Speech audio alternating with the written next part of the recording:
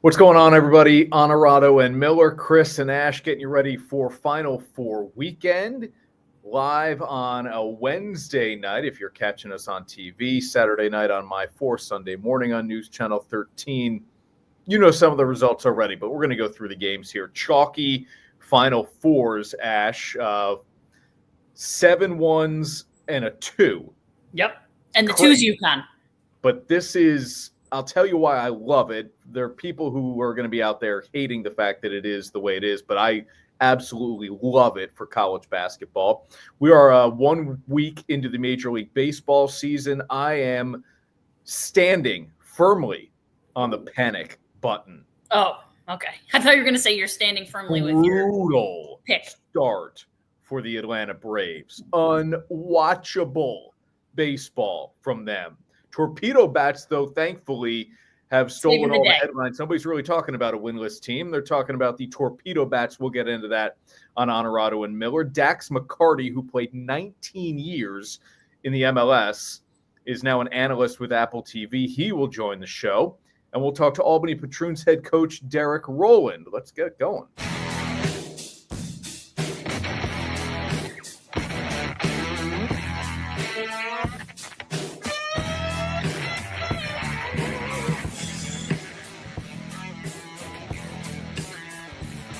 This is Onorato and Miller, sponsored by Alpen House. Alpen House, Marcella's, Bev's, Performance Industrial, Novice, each and every single week here. The best part about doing a podcast, digital space, it doesn't really matter what time you start. We're late, but we're into it here. Let's get going. The Final Four is here. It is set in both the men's and women's tournaments, and it is chalky. And it has been chalky. Now, I don't like my Final Fours to have the 11 seed that can't win.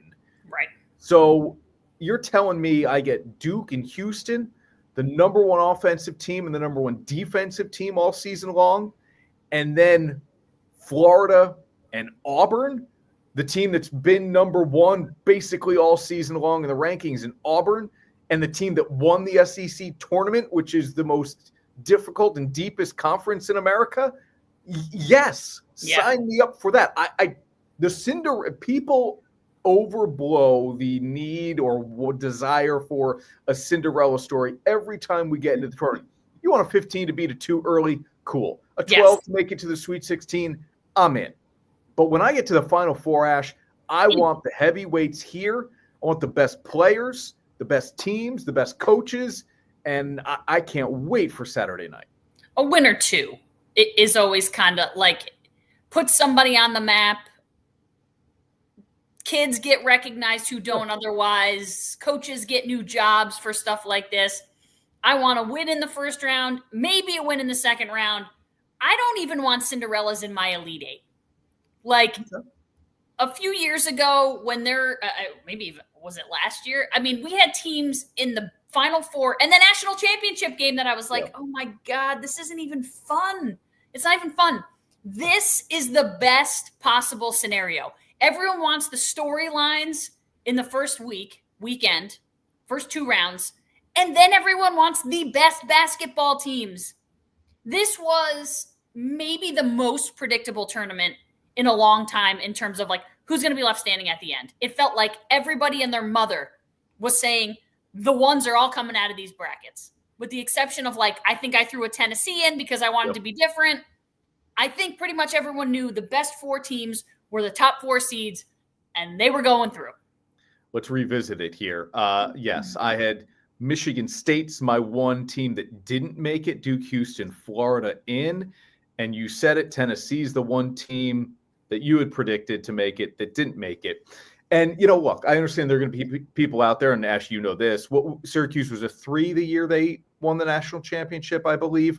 So it doesn't have to be a 1. I'm not saying I want all 1 seeds. If Michigan State had made it or Tennessee had made it as 2s, I'm good with that. My point is 8 and lower, 6 and lower.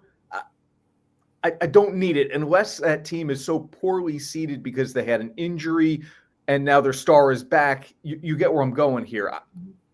I want the teams who are the best and at their best at full strength in the final. We're going to get two awesome games. If I think so.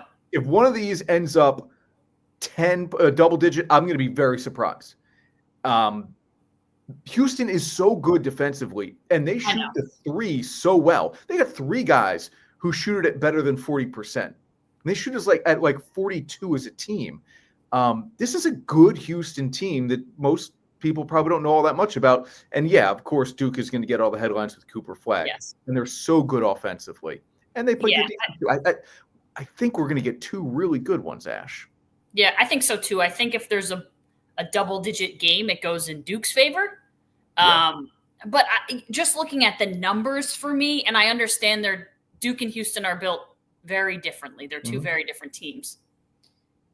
Duke is averaging 92 points per game in this tournament. They're giving up 68. That's right around a few points off where Houston is scoring. Yeah. Houston is scoring 72, giving up 56. For me, my money is on Duke blowing through the 56. Like, if Duke gets to 75, I think it's game over. And I think Duke gets to 75. Yeah, I mean, look, I was going to say Duke is not getting to 90. That's for sure. If they get to 80, it'll only be because of free throws. I'm with you. It may be a race to 75 in that game. The other one, Florida and Auburn, that one could be a race to 90. Those teams can score. And Auburn has played good defense at times this year. Florida will get up and down just all day. Yeah, they just want to run. That one could be fun to get us going. It's Houston and Duke is the late game, right? So that first one, Florida and Auburn, could be a lot of fun to kind of get us going. They met only once in the regular season. Florida won that game. And then the Gators did so on the road and without one of their better players. So it feels like the Gators, but again, the best player on the floor will be wearing an Auburn jersey in Janai Brewer. That one feels like a little more of a toss-up to me. They feel a little more evenly matched. I agree. If Auburn wins by 5, I'm not going to be surprised. Yeah. Nope, me either. And so who will I pick in the pool we're in? I do not know. Yeah. I think it depends on the number for me. Florida's a slight favorite, 2.5 I've seen most places. Duke is a 4.5 point favorite. What's going on at the house? I mean, I think it's sleeting, but I'm not. Yeah, okay. Well, it's just like hitting the windows. And I was like, what is happening? Sounds like someone's knocking on the windows. Is it supposed to snow, sleet, rain? I don't think so. Well, maybe. Hang on, let me go look. All right. Meanwhile, Sam's checking in. Sam, give us the weather report where you are too. Why not? In upstate New York on April 2nd, it could certainly well snow. That wouldn't surprise. It's definitely doing something. Boy. Sleet, freezing rain. That's fun. Have to ask our national championship picks were exactly the same. I went Duke over Florida. You went Duke over Florida. So we will see. Still looking good. Yeah. Yes, it is for sure.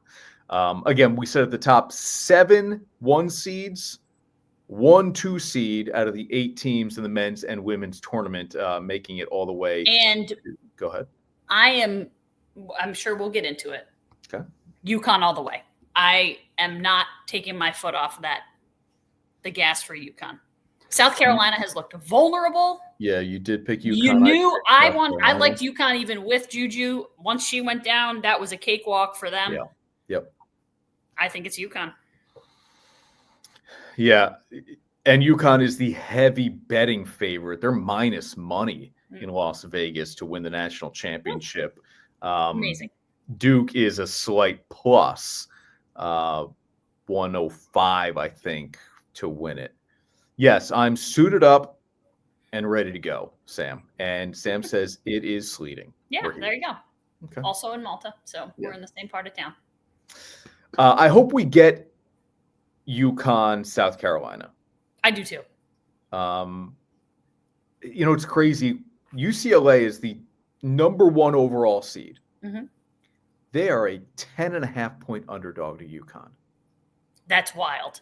Wild. South Carolina and Texas, the last time they met was the SEC championship game. South Carolina blew the doors off the Longhorns.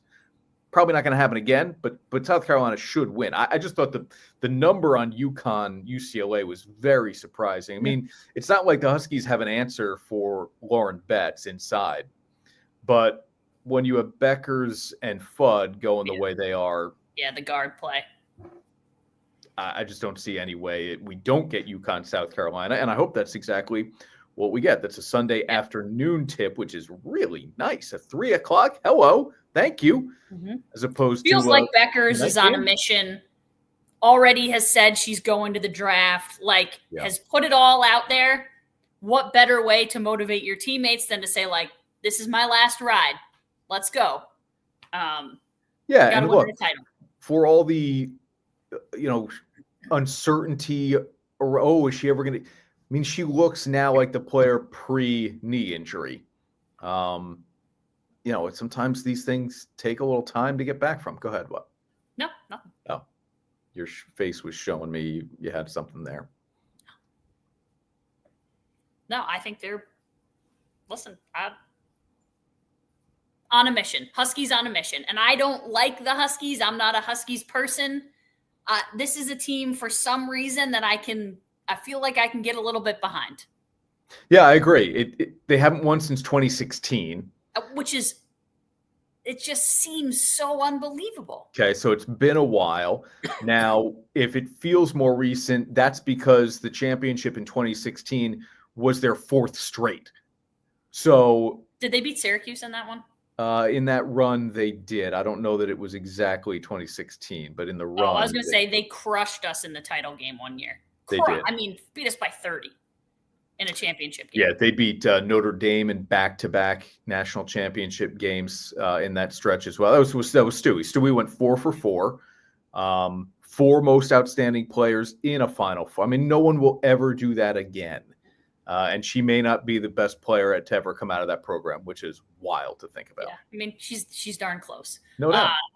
But for me, and that's the other thing is there was so much talk about Paige Beckers, even in high school, coming into UConn. And I understand that the best player coming into UConn generally gets a lot of hype. But for her to get a title would only be kind of fitting. She's one of the best players to come through there. Yeah. I think it would be kind of cool to see. Dawn has her titles. She'll continue to be right there. She's not going anywhere. We saw that contract. I'm cool if Gino gets another and Paige gets one. Yeah, I agree. All right, let's take a timeout here on Onorato and Miller. When we come back, the Torpedo Bats. Yeah. No one was talking about them last year. At least I didn't hear about them last year. Were they around last year? They were being used by some people.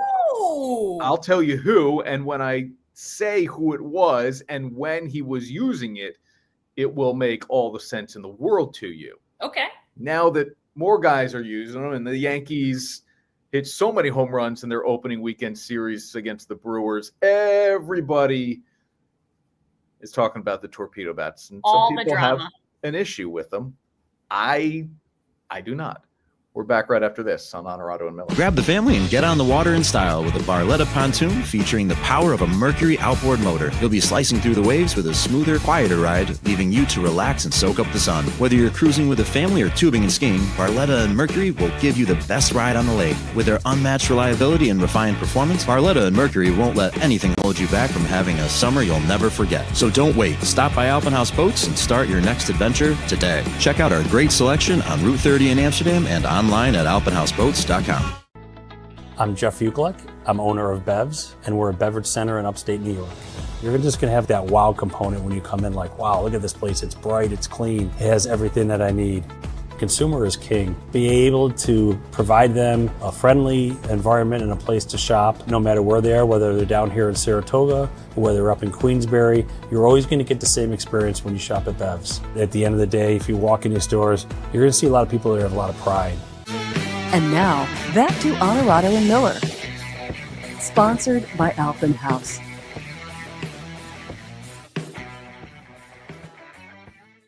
All right, back on Onorato and Miller, Chris and Ash, the Torpedo Bats. Ashley, have taken over some of Major League Baseball. My camera seems very out of focus. I think it's okay. Okay. You were going Leo Mazzoni there for a little bit. Aaron Judge is not using a torpedo bat, and he hasn't needed to use a torpedo bat. He holds a torpedo bat all the time. Correct. It's, I think, when the ball starts jumping off the bat the way it has for guys like Jazz Chisholm, Ben Rice, Austin Wells, people start to pay attention. The Yankees hit 15 home runs in the first 3 games. Nine will do that for you in one game. Yeah, 9 will do that. And everyone's like, "Oh, what is with these torpedo bats?" The MIT educated guy who now works on the Rays staff he's got a media scrum around him asking him questions. Like it has taken off. I think it's fun. It's completely taken off.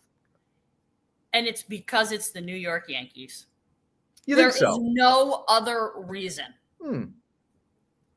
If another team hit 9, I guess, in a game. But it's exponentially more interesting because it is the New York Yankees and everyone wants to be like, those are illegal. You can't do that. Look what it's like. It's cheating. Oh my God. Yeah, I think if it were you're right. If it were the A's or the Rays or the Royals, it would be like, oh, look how innovative, this organization is, and we're trying to get good. Bad teams trying to get better. Oh. Yeah, it would just be. I think they're right. They would be credit given to an analytics department and stuff. It wouldn't be. But look, as we know, they are well within the rules. Correct. They're just moving some of the mass of the bat to the barrel. Right. But I always think, people, do you really believe that they were going to engineer these bats and change them and not ask somebody about it first? Just show up on opening day with this crazy new bat that they were going to try out and nobody knew anything about it? Come on. Now, the guy who used it to great success last year in the playoffs, Giancarlo Stanton. He had a great postseason. I don't remember anybody talking about the torpedo bat last year or that what Stanton was holding and swinging looked different. If people were talking about it, I missed it. It feels like it has just taken on a life of its own now. And it's being used by other guys. Ellie De La Cruz is using it. Dansby Swanson is using it. And these guys are hitting homers they're hitting well. And teams are now ordering. The Braves have ordered a bunch. I mean, teams are ordering the Braves could them. Use them. Oh, they need more than a torpedo bat. They need a piano bench. It's so not going to work very well. Obviously, teams are going to start using these bats, and if baseball needs something, it needs more offense, honestly. So cool. I don't know what the counter is from a pitching perspective. How do you pitch around the torpedo bat? I don't know. Movement. I mean, that's the thing. You still have to make contact for the ball to go. So maybe it's more powerful. There are more home runs, which there have been more home runs in baseball for the last forever, but there have also been more strikeouts. Yeah. So you got to make the ball move so that there's not contact on the barrel. Pitch inside, pitch outside. You can't give a juicy fastball down the middle or leave something that's going to hit the barrel of the bat. All right, we'll do our Performance Industrial Dirty Difficult Done, which is baseball related, a little bit later. We've got Albany Patroons head coach Derrick Rowland popping on the show, MLS analyst and longtime player Dax McCarty. Now that we are into that season, fun conversation I had with him. So looking forward to playing that for you all, and we'll get into some more baseball talk here coming up as well. Ash, I know you have your eyes on a few things in terms of what has happened so far this season. Let's run those down now while we've got the time. Sure. Okay. Bigger surprise, or maybe it's a bigger overreaction. I don't know. Bigger problem. 1-4 start for the Red Sox or 0-6 start for your Braves? Yeah, well, the Braves are part of our Dirty Difficult Done, so You'll defer. Yeah, I mean, clearly it's the Braves, right? I mean, Boston won opening day. and then lost 4 straight. Again, we're doing the show live on a Wednesday. They're playing in an early evening game, I think, in Baltimore. It isn't the Red Sox record that's alarming or surprising. It's one particular. Again, it's going to right. be And so I think 1-4, like no big deal. I agree, no big deal. And we know how this game works. Baseball is a very fickle sport. Mm-hmm. It is. The highs are high, the lows are low, and you ride the roller coaster all season long. You don't have a lot of guys who hit 800. But Atlanta 0-6 and 1 run scored over their other 3, their last 3 losses. I wasn't talking about them. I know. Look, I know it's a long sport and it's a long season. 0-6 is 0-6 to start a season. And I don't care that Acuna and Strider are I don't care. Yeah. There are some real issues with this team. Again, we'll get into it. Triple. Yeah, okay, I think the thing with the Red Sox is that I picked them to go to the World Series. Yep. You picked them to get far. Win the division. Win the division. Not overreacting yet. It's as simple as this. I think if you fix Rafael Devers, you fix a lot of problems with the Red Sox offense. And fixing Rafael Devers would just require like 1 hit a game, which shouldn't be that hard to do. The numbers, I mean, like I almost feel bad for the guy. 5 games, he's 0 for 19 with 15 strikeouts. Staggering. It's almost hard. Like I could do that. Yeah. I could get up there and like maybe try to lay down a bunt and not strike out 15 times out of 19. It's pretty amazing. But I think if you fix him, you fix a lot of the problems. Okay. What else you got? Let's see here. Well, the 36 runs and 3 wins against the Brewers. The other point I was going to make is like the Brewers aren't exactly a good team either. It's not like they went out and did that against the Padres or the Dodgers or even the Mets. Like the Brewers are So I think maybe that's a little overblown. They just lost to the D-backs 7-5. That feels like a little more of a fair barometer type game for the Yankees. Mets shut down Manaea for 2 weeks. Yep. They're not off to a good start. Doesn't really surprise me, but they'll need Manaea. That's pretty much all I got, other than if you want to go for a little dirty, difficult done action whenever you're going. Yeah, let's hold that for now. Let's get to Dax McCarty, who is now an MLS analyst after playing 19 seasons in the MLS. Fun conversation with him. Hang on, everybody. We're back in a minute. And get on the water in style with a Barletta pontoon featuring the power of a Mercury outboard motor. You'll be slicing through the waves with a smoother, quieter ride, leaving you to relax and soak up the sun. Whether you're cruising with a family or tubing and skiing, Barletta and Mercury will give you the best ride on the lake. With their unmatched reliability and refined performance, Barletta and Mercury won't let anything hold you back from having a summer you'll never forget. So don't wait. Stop by Alpenhaus Boats and start your next adventure today. Check out our great selection on Route 30 in Amsterdam and online at alpenhausboats.com. At Marcella's Appliance Center, our commitment is to you, providing essential appliances that families depend on. For cooking, refrigeration, cleaning, and sanitation, plus appliance repair, you can have peace of mind that Marcella's is here for you today and every day. Like we have been since 1957, helping you make the right choice with trusted brands like Whirlpool, Maytag, KitchenAid, and many more. Shop Marcella's Appliance Center in-store, online, or by phone. We're here for you. And now, back to Onorato and Miller. Sponsored by Alpenhaus. All right, I will raise my hand as someone who didn't grow up the biggest soccer fan on the planet. Maybe because I wasn't good at soccer. Played 1 year, terrible. Better hand-eye coordination than foot-eye coordination, if that's a thing when it comes to soccer. We'll ask an expert here soon. But I love seeing the explosion of soccer passion now in the United States. Can't say America, in the United States. And MLS has come so far. And the fact that now, right, we get to watch it in a season pass form on Apple TV with that prime time game on Sunday night is awesome. We've got Dax McCarty on the show here on Onorato and Miller. Dax, man, it's great to meet you and to talk with you. Thanks for doing the show. How are you? I'm doing great, Chris, and it's okay if you just want to admit to everybody that you just didn't like running very much. You know what? It is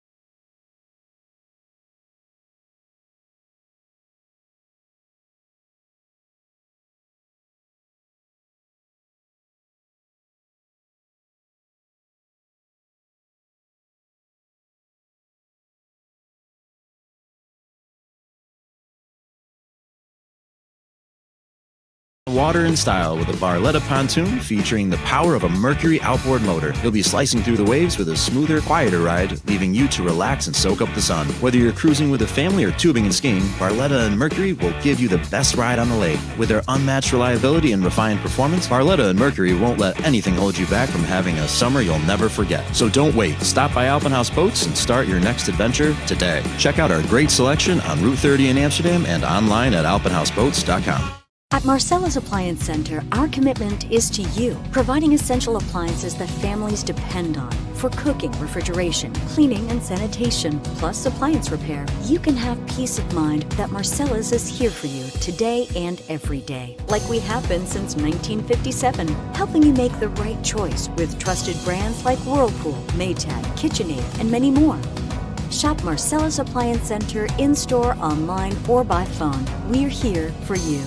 And now, back to Onorato and Miller. Sponsored by Albany House. All right, I will raise my hand as someone who didn't grow up the biggest soccer fan on the planet. Maybe because I wasn't good at soccer. Played 1 year, terrible. Better hand-eye coordination than foot-eye coordination, if that's a thing when it comes to soccer. We'll ask an expert here soon. But I love seeing the explosion of soccer passion now in the United States. Can't say America, in the United States. And MLS has come so far. And the fact that now, right, we get to watch it in a season pass form on Apple TV with that prime time game on Sunday night is awesome. We've got Dax McCarty on the show here on Onorato and Miller.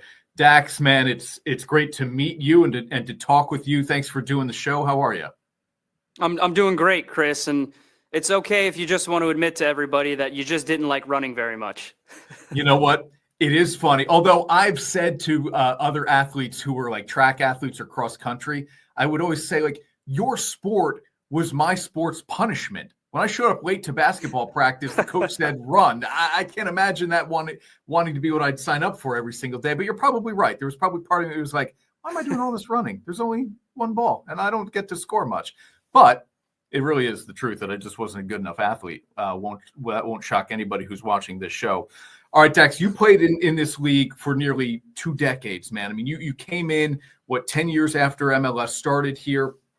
And so you have a great perspective on how this sport has grown. Did you see this coming? Did you know that Americans in the U.S. had it in them to embrace the sport? I don't know if anyone could have seen the growth that MLS has had coming this quickly. I think I had dreams back when I first turned professional in 2006 that MLS would one day be a league where my kids would be able to thrive. But that was, 30, 40 years down the road. Yeah. The growth that we've seen in such a short amount of time, if we just go back to 2006 when I turned pro, to now where we're at almost 20 years later, the number of teams that have been brought into MLS almost equals the years that I played in the league at 19. I mean, it's truly astounding. It's groundbreaking. I felt like each year MLS just continued to grow and get better and better and better. And now you have 30 teams in 30 different markets. You have an unbelievable broadcasting partnership with Apple TV. You have the 2026 World Cup right around the corner. I could go on and on and on about, I think, how impressive the growth of soccer as a sport has been in this country. And I'm just grateful that I've been able to be a big part of it. And you're coming to us courtesy of Apple TV's coverage of MLS. And so I want to shout this out, which others professional sports around our country, they need to get this right. And I understand there's a lot of money in TV, and that's why there are no blackouts with the season pass. That is, I mean, music to any sports fan's ears. Where I live, and I'm a New Jersey Devils fan, I can't get the Devils because they think upstate New York is the New Jersey Devils market somehow. If my baseball team, which is out of market, but playing the Yankees or Mets, I can't get them when they're playing those teams. It just doesn't make enough sense. But that I love. And the Sunday night soccer thing is really cool too. I mean, I guess, Dax, give me some perspective on that too. You said you didn't see maybe this meteoric rise of the sport, but to now have a game that is central to people's viewing habits. I mean, as a former player, man, I don't know. It's got to make you smile. Yeah, it's unbelievable. I think about your perspective that you just shared there. And I think a lot of supporters of leagues and teams have felt that frustration, not having the accessibility to every single game that they want to watch with their team. With this partnership with Apple, you have the ability to watch every game from almost anywhere in the world whenever you want. Chris, you want to take the family down to Mexico? Go for it. You won't miss any New York Red Bulls games. And that's the impressive and beautiful thing about this partnership, is that you can stream games from 100 different countries in English or Spanish, no restrictions, no blackouts. The coverage of the league has never been more robust.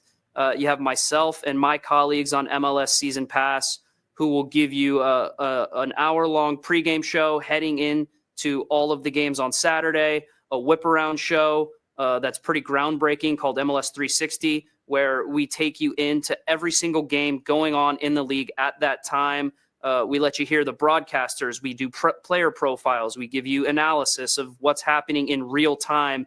And then on Sunday, like you said, you have a standalone game called Sunday Night Soccer, where it's destination viewing for anyone who wants to watch the marquee matchup of the weekend. And then we wrap it all up at the end of the show with MLS Wrap Up. I mean, the league has never seen coverage or investment like this in the past. And I think that's just starting to satisfy the appetite for soccer in this country.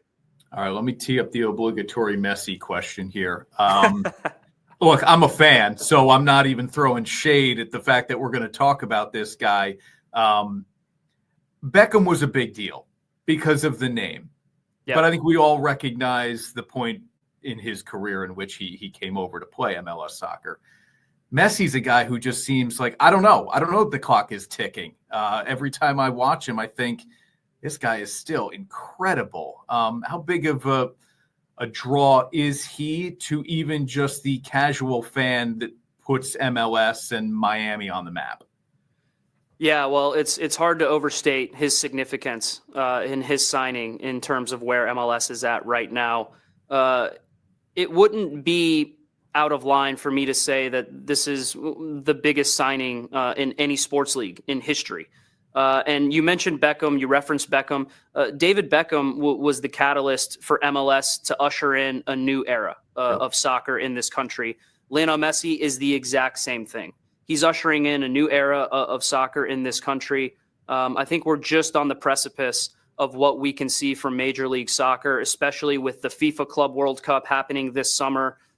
You have Leagues Cup happening between Liga MX and MLS, a brand new format, which a lot of fans will be excited about. And this all leads into the 2026 World Cup, where as long as he's fit and healthy, I expect Lionel Messi to play a role for Argentina trying to defend his World Cup title. And if I can just give you a little bit of perspective, Chris, when I was still professional soccer player about 6 months ago, we at Atlanta United played Inter Miami in a playoff game in their first playoff game ever. It was Lionel Messi's first playoff game that he played in.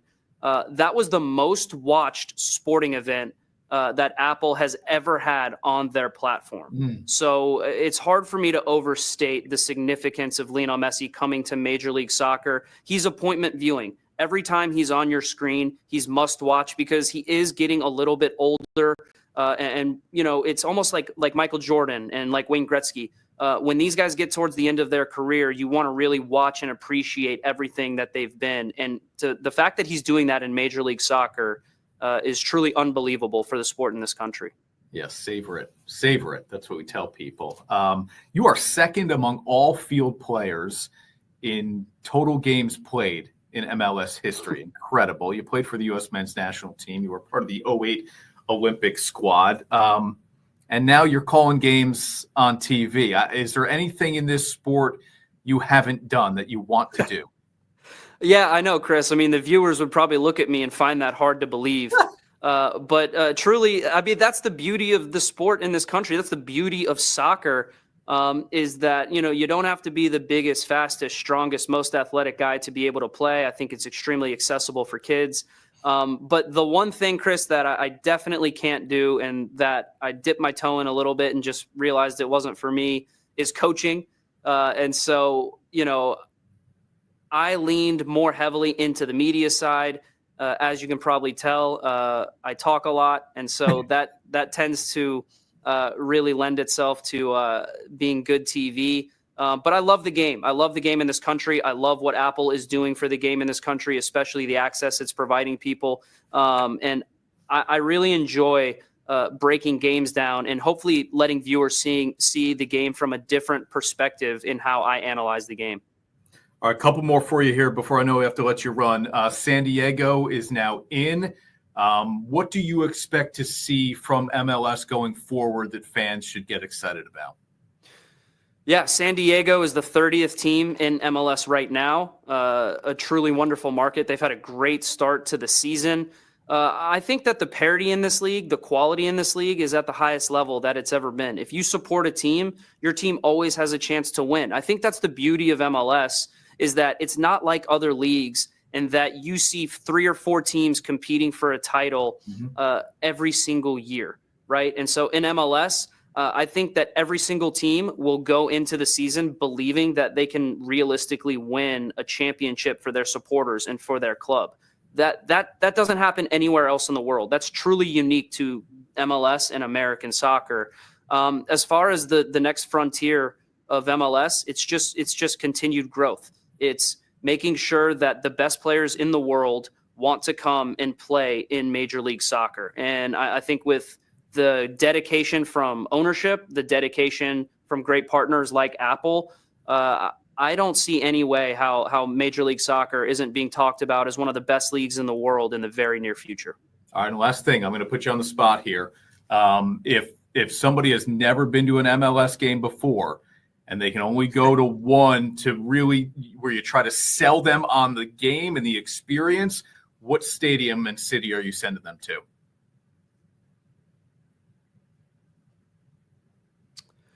Oh, Chris, why are you doing this to me, man? I am sending them to Providence Park in Portland, Oregon. Yeah. It is a truly one-of-a-kind experience. The Portland Timbers have one of the best fan bases in Major League Soccer. They've got an incredibly unique stadium that was converted to a soccer stadium. It used to be an old baseball stadium.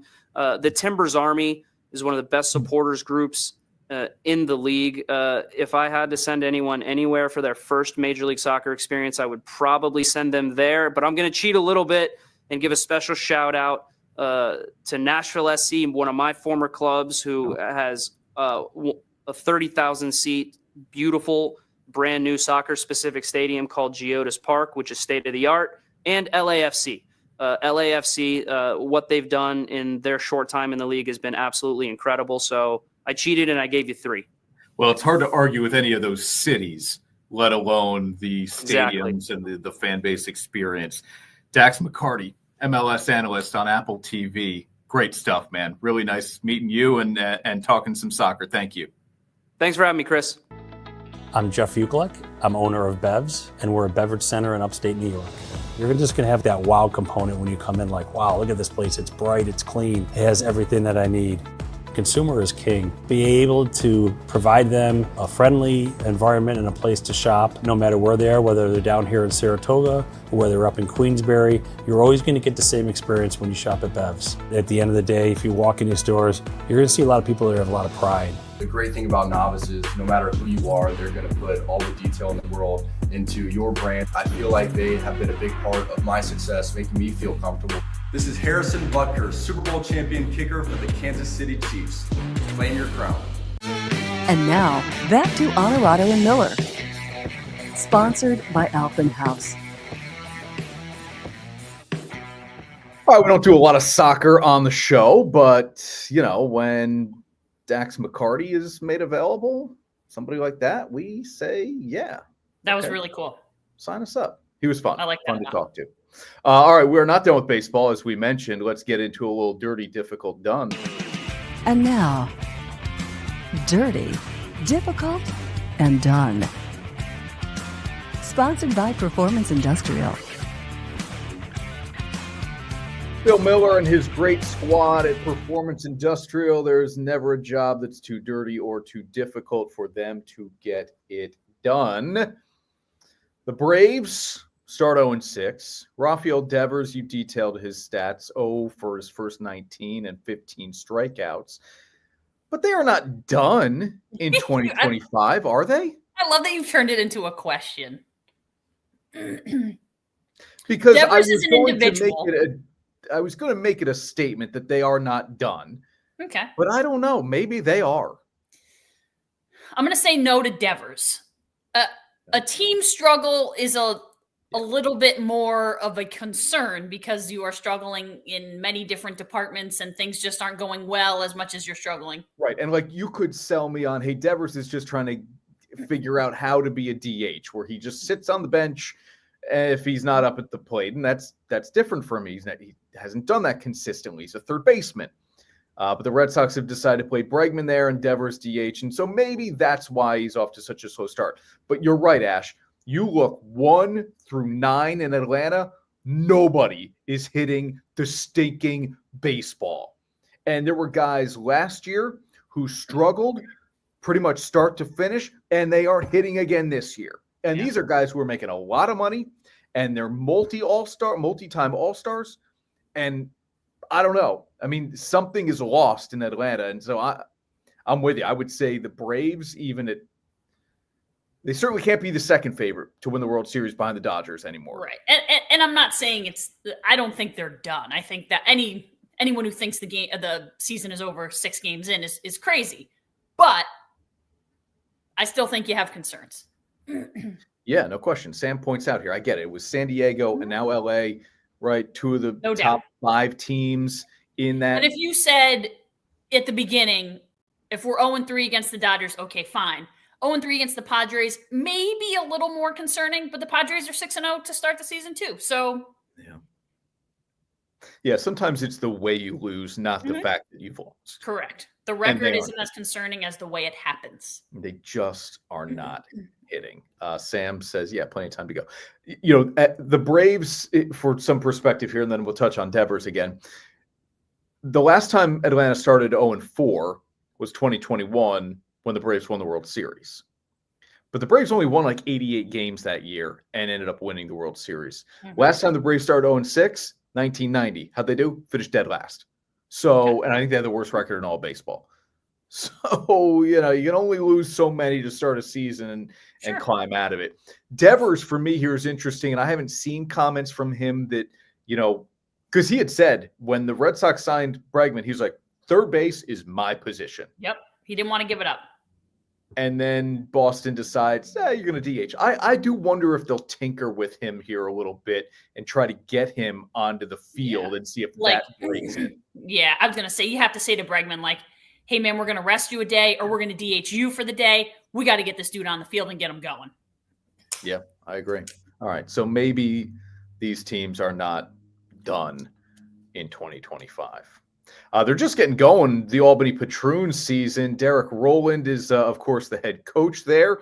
He joins us next here on Onorato and Miller. I'm Jeff Uclick. I'm owner of Bevs, and we're a beverage center in upstate New York. You're just going to have that wow component when you come in, like, wow, look at this place. It's bright, it's clean, it has everything that I need. Consumer is king. Be able to provide them a friendly environment and a place to shop, no matter where they are, whether they're down here in Saratoga or whether they're up in Queensbury. You're always going to get the same experience when you shop at Bevs. At the end of the day, if you walk in these stores, you're going to see a lot of people that have a lot of pride. And now, back to Onorato and Miller. Sponsored by Albany House. Back on Onorato and Miller, Chris flying solo for this interview, and it's basketball season in the Capital Region. Almost feels like kind of year-round when you consider the college hoops and then the pro hoops with the Patroons, and now the Phoenix as well. And we'll talk with Derrick Rowland, who's the head coach of the Patroons legend, basketball legend in the 5-1-8, about now the kind of natural born rivalry that exists in the Capital Region, which I think is really, really cool. And no surprise, the Patroons are out to a nice winning record this season. Yeah, that's just the way things go with Derrick Rowland as the head coach. Let's bring him on to Onorato Miller now. Coach, it's good to see you, man. Congrats on the fast start here through a handful of games or so. Yeah, and it's great to see you as well, and thank you. You know, we got a ways to go. The cake's still in the oven, but we're hoping for good results. All right, if you're going to use the cake analogy, I'm going to ask you about the ingredients. How do you feel about what you've mixed up here and are baking? You know, you look at the roster every year with the Patroons, and there are always names where I'm like, there's no way that guy's old enough to be playing professional ball, because I remember covering him in high school. Yeah. But you've got some of those guys on your team. Yeah, well, I try to mix it up with veterans, guys with experience, rookies, guys that looking to break into the league and get some experience. So I try to mix it up a little bit. But I really like this team. I really do so far. And it's not the final ingredient because, as you know, throughout the year, you got to continue to improve. But I like these guys. They have a good chemistry. We have an inside-outside game. Mm-hmm. We got a mixture of good local players, and it's just the way that I'm really happy with where I am today. Yeah, when I see the names Burrell and Flory, who has a different local connection than having been from here, and Brantley. I mean, these are names that obviously there's a junior on this team. A lot of people know as well. When you put on your GM hat here as well, Derrick, and you're talking about the evolution of this team being a season-long kind of process, how much time do you spend thinking about the chemistry of the team, whether or not we've got some weaknesses that we want to address, and are you keeping your eyes on maybe some other guys who become available as the season goes along? Well, I'm definitely keeping my eyes open because if I don't, the other teams will, So there'll be a lot of good players popping up throughout the year from the Canadian League. European teams are ending, and just guys that have just said, well, I want to play.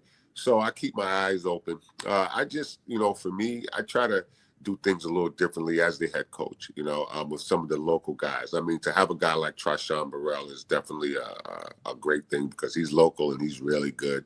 Yeah. And, but I have some of the other guys, Phil Flory is also a local product and he's really good. So I'm really fortunate to have those type of guys with experience as local guys.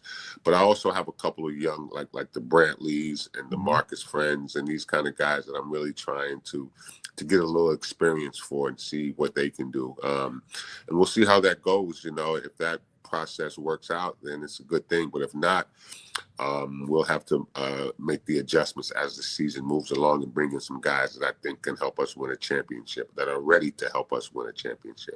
What's the biggest adjustment or challenge for a young player who's never played in the basketball league against other pros?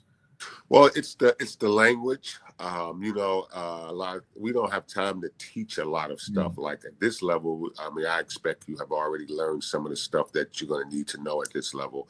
But it's just the speed of it, the size of the guys, and just, we just add water and go here. We don't do, I think 10 days after training camp starts, we have our first game. So it's not a lot of teaching going on. You have to have an understanding of it, and just picking up the language and the size of the athletes is probably the toughest adjustment.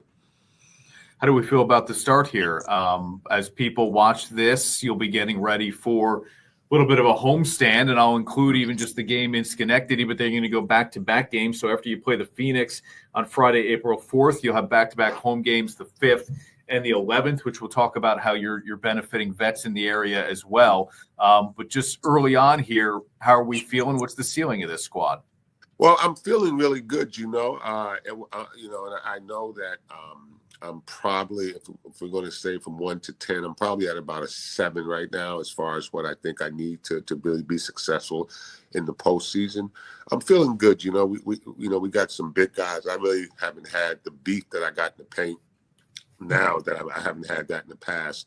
And my perimeter shooting, we got some dangerous 3-point shooters. Yeah. And we got a little bit of everything. So we just have to kind of keep working and finding the right flow for us as a team.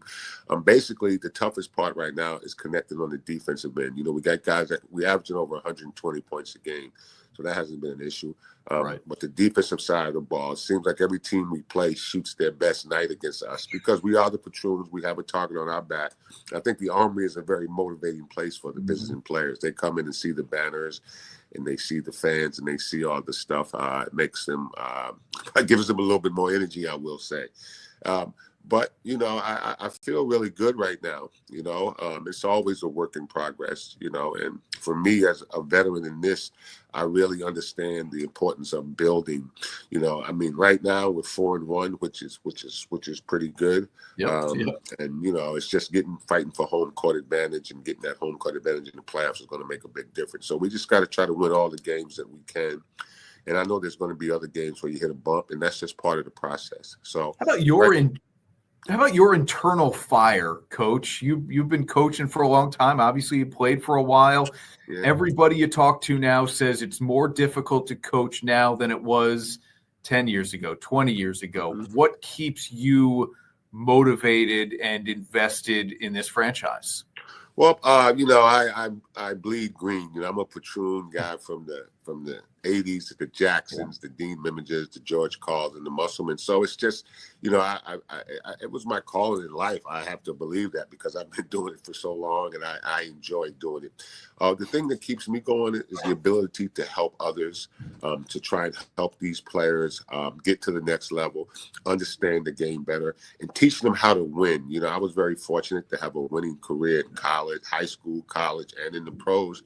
So teaching them how to win, and then maybe they can transfer that on to their next endeavor, whether it's their kids, whether it's their next team, or whether they become coaches. So that'll always be a fire in me to be able to translate what I know and what I've been blessed to experience to try to put it in these guys, and hopefully they can carry the torch from here.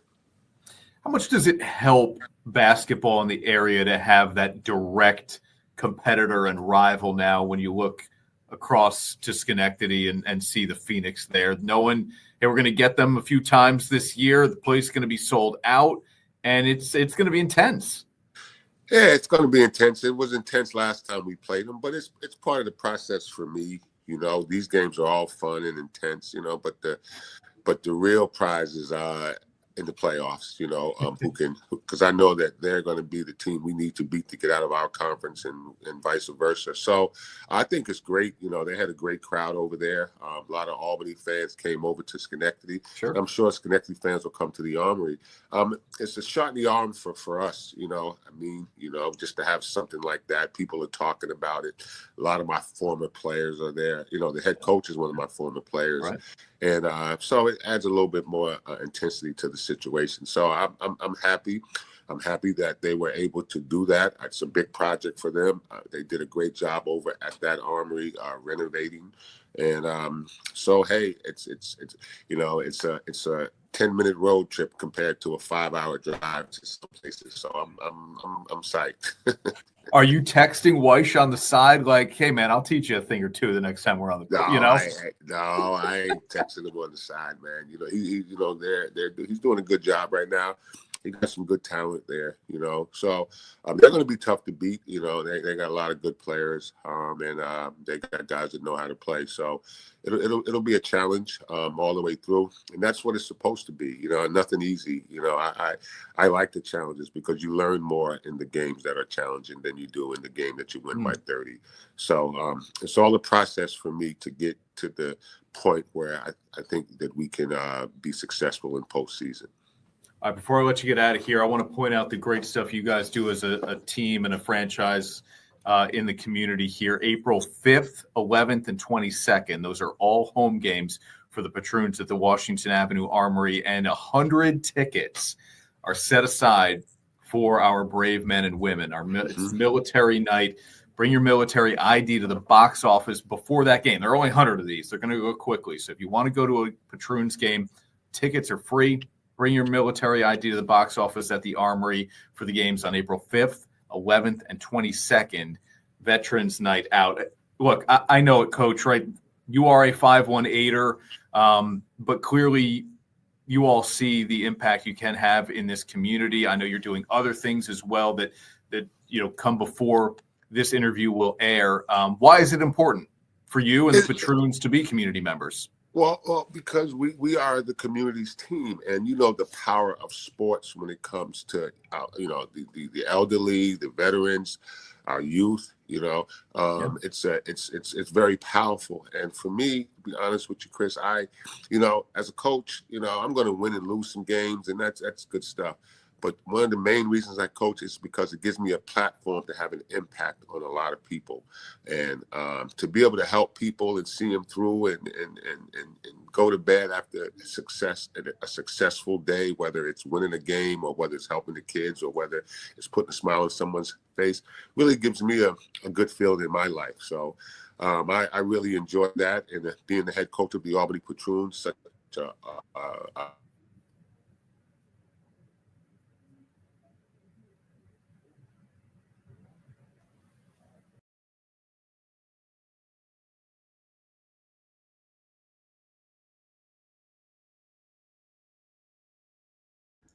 Okay. Chris and Ash here. We're going to close this thing out, the two of us. It's been a wild ride. Good to have the coach on with us. Derrick Rowland, Patroons. Ash, let's get into what else we have here. Carmelo Anthony is a first ballot Hall of Famer.